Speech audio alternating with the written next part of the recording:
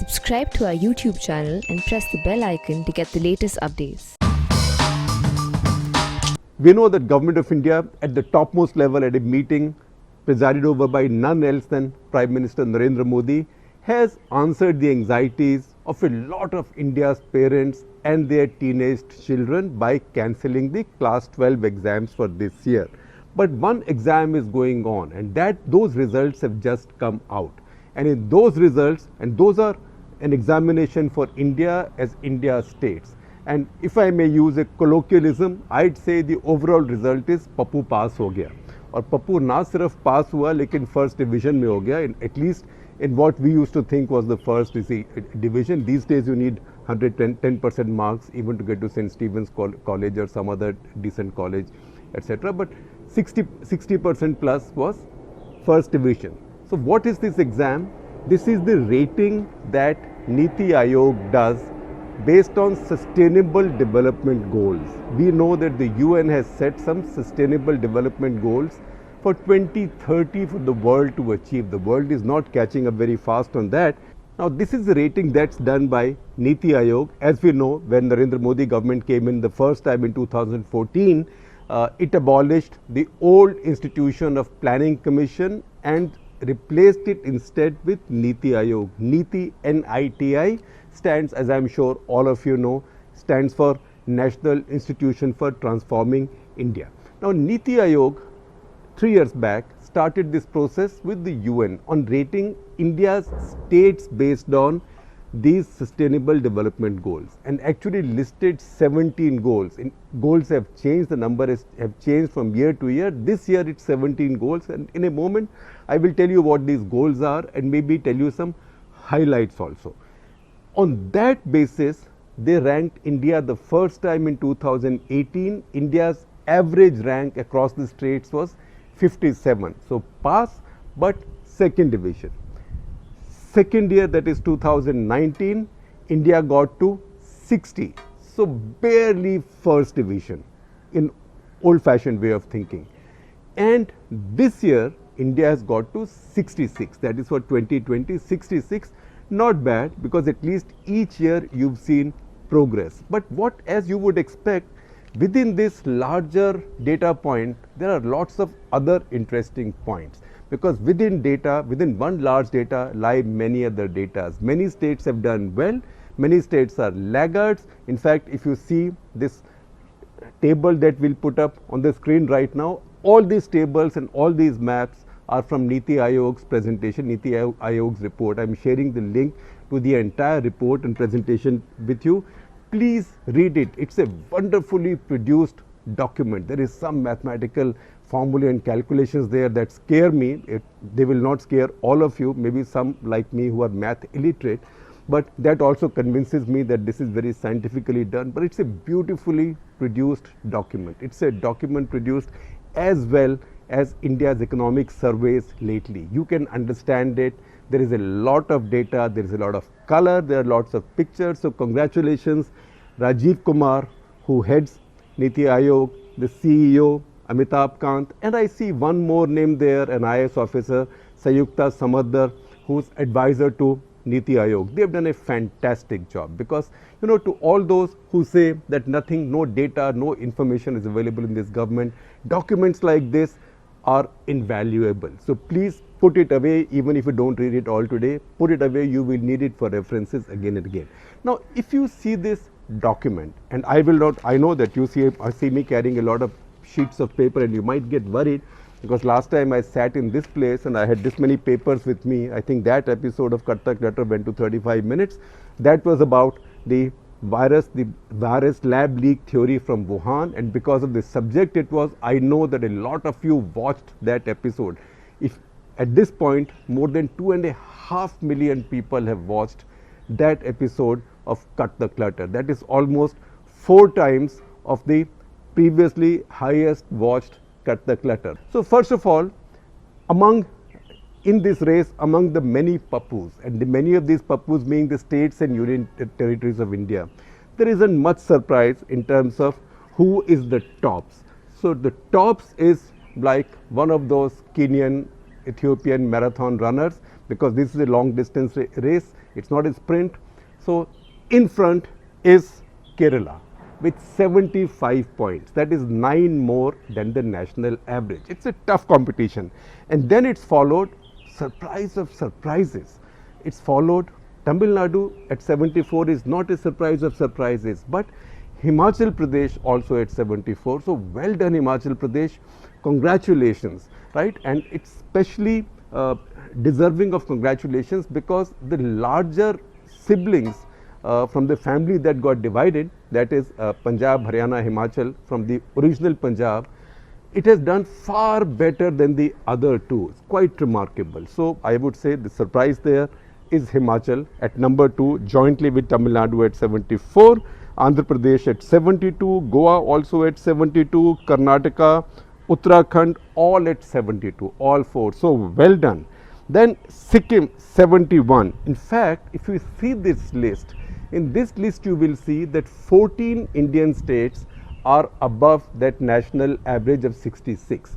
So you can say that those states are front runners, those are ahead, the rest are laggards. Although this survey is very careful not to use the terminology. This survey is so careful with using the terminology that this will remind you of the teacher in any nursery school who don't want to tell any child that they're not bright. So some are very bright, some are 2 stars, 3 stars, 5 stars, 4 stars, everybody gets a bunch of stars. So this has been done a little bit like that. But see these states at the top, there are 14 of them. 14 are Kerala, Himachal, Andhra Pradesh, Goa, Karnataka in that order, Uttarakhand, Sikkim, Maharashtra, Gujarat, Telangana, Mizoram, Punjab, Haryana, Tripura. Tripura is the 15th. I don't know why it is above that fold, but that is because Tripura has 65, so it's only one short of 66. तो एक grace mark दिया और उसको top में लगा दिया on those who are at the national average or above national average. But if you see these 15 states, 14 plus Tripura, some interesting things jump out at you. First of all, none of these states in the 14, and you will see this pop up at you all the time. None of these 14 states who are above the national average, none of these states are from what is called as the Hindi heartland. That is UP, Bihar, Madhya Pradesh, Rajasthan, Chhattisgarh, Jharkhand, none of them is from there. That is a bad data point, but a very important data point. The other data point is, contrary to what we think of the Northeast being so backward. In fact, 3 northeastern states have made it to this better performance rank above national average, and these 3 beginning from the top in a way where they rank: Sikkim with 71 points, and then Mizoram with 68, and then Tripura number 15 at 65. So this also shatters the stereotype about the Northeast. Once again, one disappointment: states we see as among the most progressive and among the most aggressive and among the most vocal in India, and the states that now sort of straddle all of India's popular culture, sport plus sport, that is Punjab and Haryana. Punjab is number 13, not nice at 68. Haryana a little bit worse at number 14, 67. That is not a good surprise, that's a bad surprise. The other sort of not very good surprise is that Gujarat features at number 10 with 69. So this is the national picture. You can also see who's doing badly. Among those that do badly, just as I said, there is no surprise about who's in front in this marathon. You know, it will be Kerala in front. They've been so for, it looks like, I mean, if you ask somebody, blindfold somebody and lock up somebody in a cave, take the person out after 3 years and say, who is the state, which is the state topping SDGs in India, the chances are the person would say Kerala. Although mind you, at this point Tamil Nadu is running it very close and Himachal is running it very close, and we will see later where is it that Kerala could have done better to keep this gap, otherwise other runners are getting close to it. If you see the laggards, people on the latter half, so you see some northeastern states which you will expect. There is Manipur, there is Arunachal Pradesh, there is Meghalaya. Surprisingly, And very surprisingly, while we tend to think that these tribal states are very backward and the poorest of the northeast, and Assam is the fulcrum and the heart and the body of the northeast, and these small states provide the soul. It is Assam which is a laggard within the northeast. So Assam has 57 points, the worst, the third worst from the bottom, unfortunately, whereas other northeastern states, Meghalaya, Arunachal Pradesh, 60 each, Nagaland 61, Manipur 64, are all doing better than Assam. So if you take all of the northeastern states, including Sikkim, Assam is doing the worst of all. Not a happy thing. But once again, as I said, and I'm deliberately keeping this suspense a little bit tantalizingly to the end of this part of the argument, just as we know who the front runner would be instinctively, do we know who the laggard, who's the last runner in the race would be instinctively? Unfortunately, it is Bihar, and Bihar is last by a very long distance, not a chota distance. Bihar is at 52. So Bihar is a good 14 points behind the national average, a full 23 points behind the front running state. And if I mention Bihar, you would want to know Uttar Pradesh 60. So Uttar Pradesh is the same level. In fact, Uttar Pradesh, Rajasthan are both at the same level as Meghalaya, Arunachal Pradesh. So it is not something to feel great about at all. And one thing we should stop doing is, when we live in the heartland, to start looking at people from the northeast and the northeast as people who are laggards or people who are a liability. They are not. In fact, I say this particularly today because a lot of brilliant young people in the northeast, mostly students and young opinion leaders, they've today started a Twitter storm, a tweet storm to influence public opinion. So more about northeast should be taught in our NCERT textbooks. In fact, see the story that we have done on that. My colleague Maithili Hazarika has done that story on the print.in. I will share that story from you. Anyway, let me leave the digression behind. So again, Madhya Pradesh, part of the same Hindi heartland or Bimaru states, unfortunately, as they were named. Madhya Pradesh 62, Chhattisgarh 61, Jharkhand 56, the second worst. Jharkhand is the former Bihar, 56. So that tells you where the problems of India lie. Now I will come to some of the individual data points in just a couple of minutes, but let me tell you what is it that we are talking about. So we are talking about, these ratings are based on how each state has done in its pursuit of 17 sustainable development goals. So I will not list all 17 goals for you, don't worry, that will take an hour. I will not list all 17, and nor will I describe each one in detail, but I will go over many of these in quick succession with some highlights. And as I speak, for all 17, you will first see the list on our screen, all 17 goals. You can read them. The list will stay there for a few seconds, you can read it, and then you will see the data charts and the maps of India, color coded maps of India running with each one of these goals. I will not describe each one of these because that takes too long. And remember, when they do this color coding, what are the colors? So their colors, green means front runner. Front runners is states which are far ahead, which are running ahead. That is green. That means states that score between 65 to 99 points on the development goal, which is 100. So states within 65 to 99 are colored green on these maps.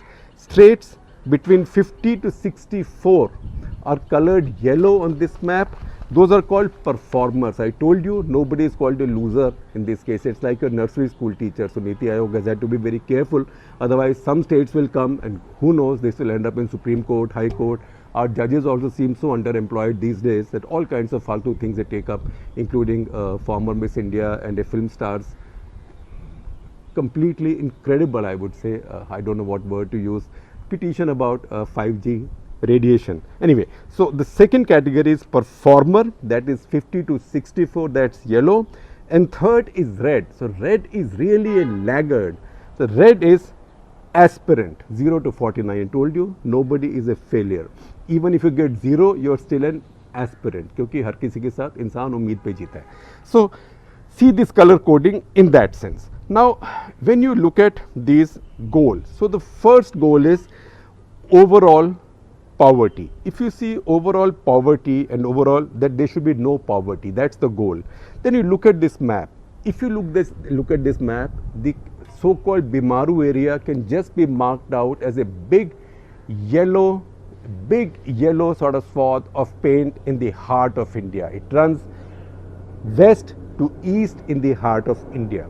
West to east because it begins at Rajasthan and then it carries on right to the other end. So this takes into its sort of sweep two politico-geographic or politico-geographic economic zones in India. One is the so-called Bimaru states or the Hindi heartland, and the second is what Jairam Ramesh of the Congress party once described as India's EOK problem, that is India's east of Kanpur problem. So then that brings in Odisha, West Bengal and a lot of the northeast. So if you see this map, you can see that some states are improving. Rajasthan and West Bengal are improving in this category, but the rest are all in deep trouble.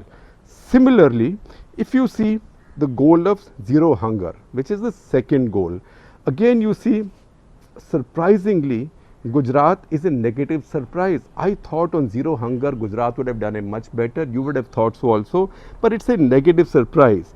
And once again, the overall picture is not that different. See the map, not that different from the picture for eradication of poverty, no poverty. Then you come to third, good health and well-being. Some interesting surprises. Gujarat tops with 86 points, that's excellent. Maharashtra 83 points.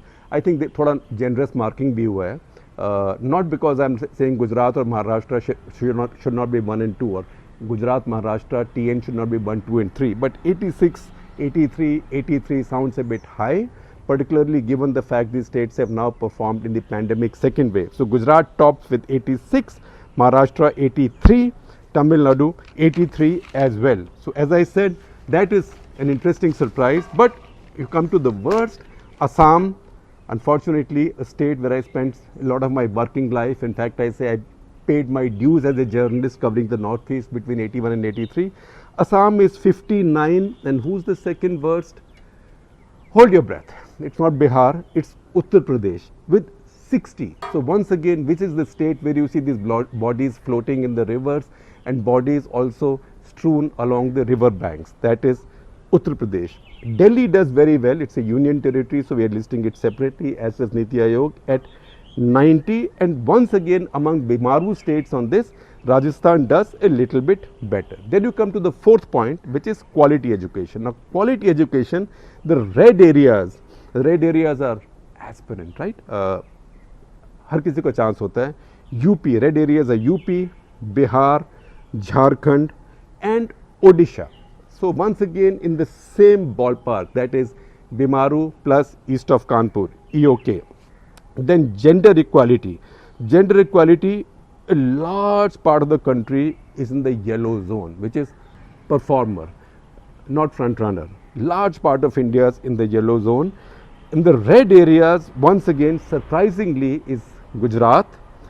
Not so surprisingly is Rajasthan, Punjab and Haryana. So those two states, they are not the poorest states in India. Haryana is the largest rich state in India. They really have to get their act together on gender equality. I suspect some of this also must be a reflection of their bad gender imbalance, that is the male-female ratio that these states have. Then 6, 7 I am missing out. I am not going to every point, it will take forever. 8, very interesting, decent work conditions.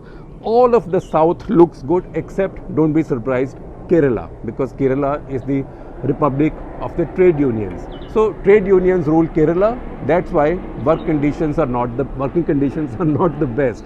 It is still sort of middling, but the other southern states are very good, and in green, and in the rest of the country, the one state that is in green is Himachal Pradesh. And then you see how Himachal Pradesh's success is not such a fluke. It has done something well. The only other place where you might see a little speck of green is a tiny union territory of Chandigarh. Then you come to next point, which is industry, innovation and infrastructure development. Again, all of the Hindi heartland states, northeast and the east of Kanpur region is in the red.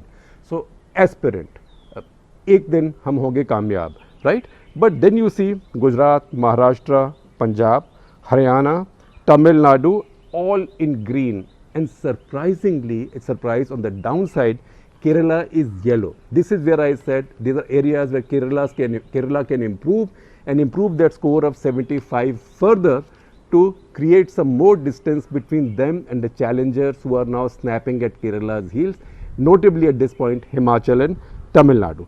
Now, reduced inequalities, again no surprises that Rajasthan, UP, Bihar are states in the red. Gujarat, Himachal Pradesh, Mizoram are in the yellow and the rest of the country is green, which is very good. Himachal is doing very well on that score and that may have helped Himachal again. Yet again, Kerala is doing poorly there. Kerala is 69. This is one more area where if Kerala focused, it would increase that distance between itself and its challengers. Then come to point 11, which is sustainable cities and communities. That surprises me a bit, and this looks to me like our teachers used to give marks maybe for good conduct. Sabko acha bol diya, right? Which teacher wants to tell whose parents who are paying fees that your child doesn't have good conduct? So this, like, the entire country has been painted green. So I mean anybody who believes that all of the country is doing brilliantly on building sustainable cities and communities either is getting already some spirits delivered at home by Delhi government through its apps, or smoking something that nobody should or that is illegal, or maybe is behaving like that primary school teacher. So all of the country seems to be doing brilliantly in building sustainable cities. Our cities are rotten. Our cities, I'm so sorry, but our cities are the worst in the world. They are the most polluted, the worst run, the poorest infrastructure, a shortage of everything, including shortage of crematoriums and graveyards. Now to think that all our country is doing brilliantly in terms of building sustainable cities and communities, I would say Niti Aayog, next year don't be so kind, thoda sa be a little bit more credible on this. Now some states in the northeast are not doing badly, are not doing that well. West Bengal is not doing that well, but generally I am surprised by how much green I see. This is a sub pass ho gaye chart. This is like this is the year in which Modi ji sat on that meeting, top level meeting, and said no exam, sabko pass kar do. So ye on building sustainable cities and communities, this is a case of sub pass ho gaye. Then there is climate action. Again everybody seems to have done well, and then I find something very interesting, or this is the goal on number 16, peace, justice and strong institutions. Now all of the country is green. So this is again a sub pass ho gaye, and I think in this sub pass ho gaye business thoda sa Niti Aayog bhi fail ho gaya yahan pe, right? Because I can understand being nice on developing sustainable cities and all that. Most people will not even understand what's going on, right? But to say that peace, justice and strong institutions, almost all of India is green, tells you either that they just wanted to be so kind, or that somebody got tired by the time they got to point 16. But again, the exceptions or the front runners surprise me. So while the entire country is green, then you have Goa not doing very well, Delhi not doing very well. I mean, most of India's institutions sit in Delhi, right? So how is Delhi? So either this is a great, I would say, blow for realism. Somebody's been really bold to say this, but Goa, Delhi are not doing very well. Odisha is not doing well. Assam is not doing well. Arunachal is not doing well. These are in yellow. All the rest is in green. Thank you very much. Maybe if I said this to my late mother when she was around, maybe she would have believed me if I said this to her. I don't think many people in India would believe this. Then you see some other highlights on who's done better, who's done worse, and who's made the most important, the most improvement and the least improvement. So see, Karnataka 66 to 72, very good improvement. Andhra 67 to 72, very good improvement. Mizoram, tiny Mizoram, 56 to 68. In percentage terms, the highest improvement. In fact, see that chart that Niti Aayog has put out on Mizoram itself. Take inspiration from it. And next time, don't laugh at the Northeast Walas, learn about the Northeast. Mizoram also is one of India's few states, the first states to get 100% literacy. It's a marvelously talented state. It has topped the country in improvements from 56 to 68. Other states have done better, but many others have still lagged on. Look, for example, Odisha 58 to 61, just 3 points.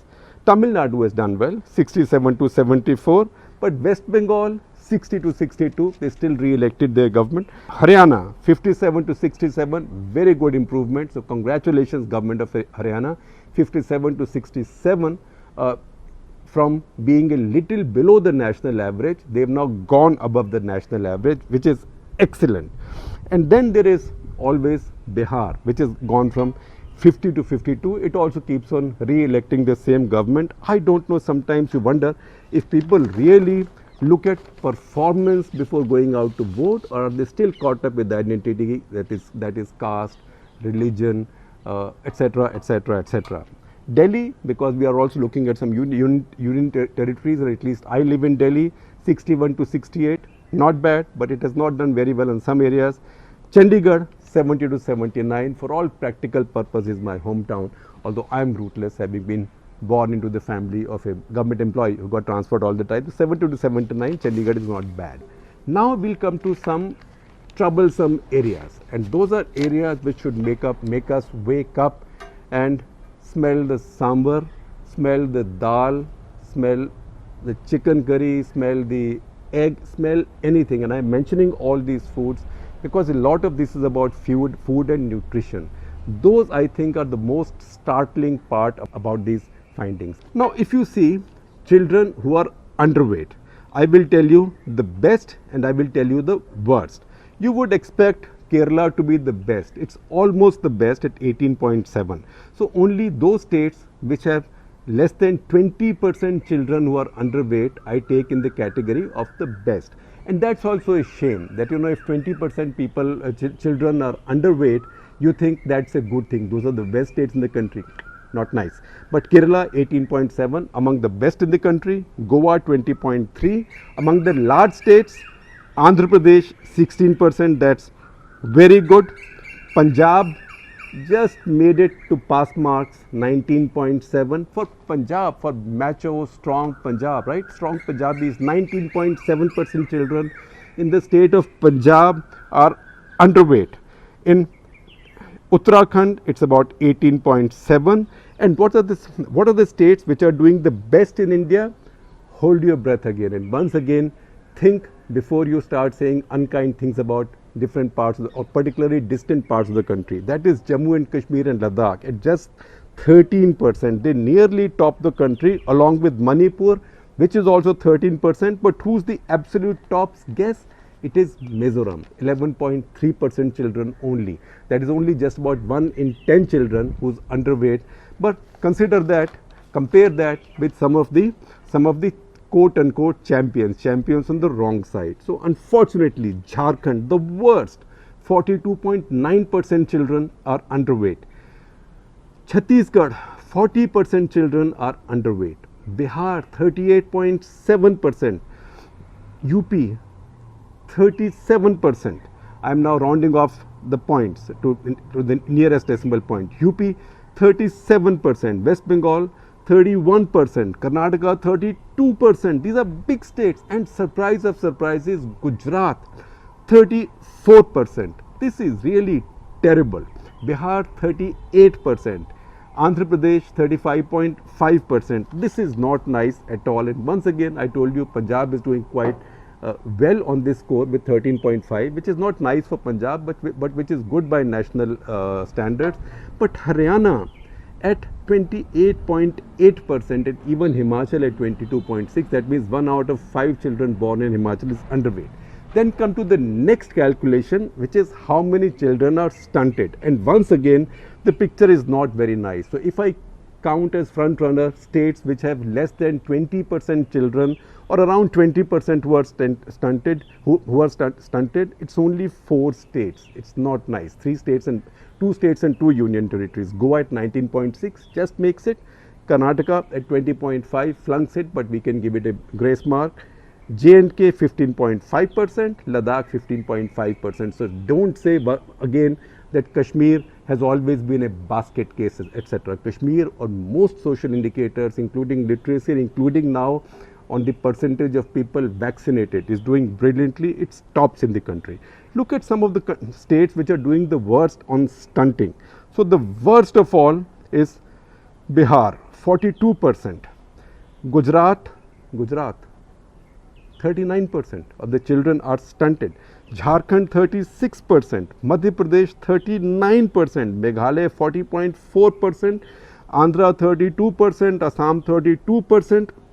This is terrible. These are large states with large populations. If they have children who are underweight and stunted like this, so remember that line from the 1960s film Upkar, Indeevar ने लिखी थी वो famous lyricist, जिस देश का बचपन भूखा है फिर उसकी जवानी क्या होगी. If a country's children are so hungry and stunted and underweight, what will be its youth be like? The worst cases of stunting also big states. Rajasthan 37%, UP 39%, UP 39% children stunted, meaning you calculate. UP is a state of 28 crores, and surprise of surprises, Delhi, the Union Territory of Delhi, 29% children are stunted. Then if you go to the next level, which is adolescents who are anemic, once again you know who the front runners are. Kerala only 9%, Himachal 16%, excellent, Nagaland only 8%, and once again Jammu and Kashmir 15.8%, fantastic. Once again Kashmir is ahead on social indicators. And the worst again, and this is adolescents who are anemic, Assam the worst at 37%, and Jharkhand the second worst at 34%. And finally, pregnant women between the age of 15 to 49 who are anemic. These are really things that should make us wake up and look within, because this is now, we've done 70 years since independence. Soon we'll do 75 years, in fact, since independence. 70 years of the Republic. Now, women between 15 and 49 who are anemic in the state of Jharkhand, 62.6%, that is nearly 63%. 2 out of 3 women are anemic when they are pregnant. Andhra, also bad. Bihar, 58.3%. Gujarat is not a poor state. 51% pregnant women are anemic. Haryana, which is the master of contact sports, muscle sports, boxing, wrestling, call it boxing in Haryana, boxing, wrestling, 55% pregnant women are anemic. Even Himachal, 50%, Madhya Pradesh 55%, Tripura 54%, UP 51%, West Bengal 53%. You will see these running and you will wonder what's going on. This is where India is doing badly, and this is where India is suffering. Once again, you want to ask me who are the best performing states? The usual suspects. On the good side, Kerala only 22.6%, but even for Kerala, more than 1 out of 5 pregnant women is anemic. Not nice. Kerala has to fix this. And Goa at about 27%. So these are the finer data points that come out of this survey, which I think we should all pay attention to. So once again, having said this, thank you very much Niti Aayog for doing this, because we are data starved. We are increasingly living in an environment, not just in India, but in many democracies, but India is what concerns us at this point, where governments are now more and more averse to sharing any data. So this is very useful data.